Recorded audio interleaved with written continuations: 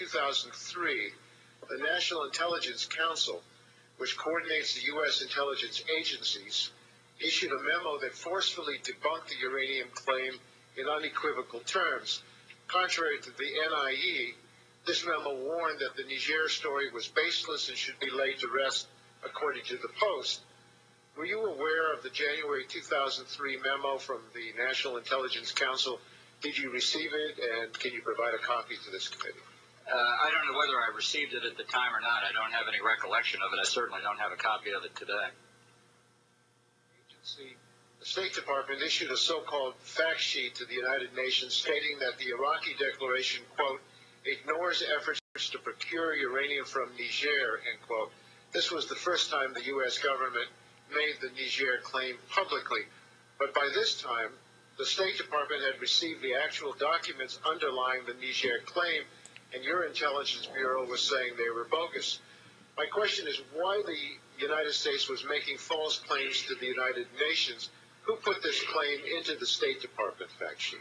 I have no idea. I didn't participate in the drafting of the fact sheet. I first saw it for the first time, I believe, last year during my confirmation hearing.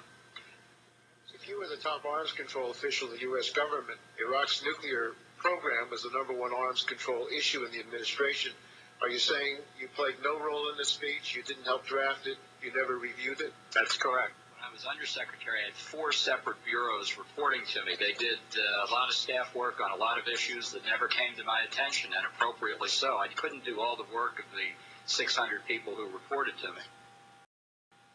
For all intents and purposes, you're saying that they weren't under your control and that this was done without your This was a staff. Do you see the irony here, Mr. Ambassador? Do you see the irony here? We're trying to induce accountability with the UN. We're trying to tell Kofi Annan to get his act together and to take responsibility and to be accountable.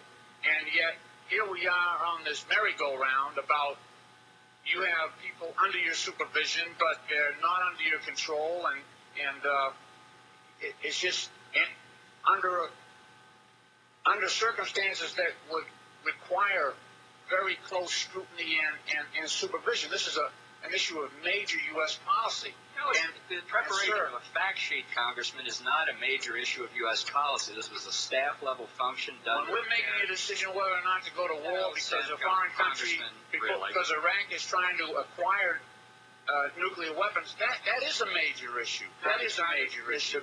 This is not a policy issue of any significance. It was the preparation of a fact sheet to hand to the press about the Iraqi declaration of their weapons. They were trying to persuade the Congress to approve the War Powers Act. That's what this is about.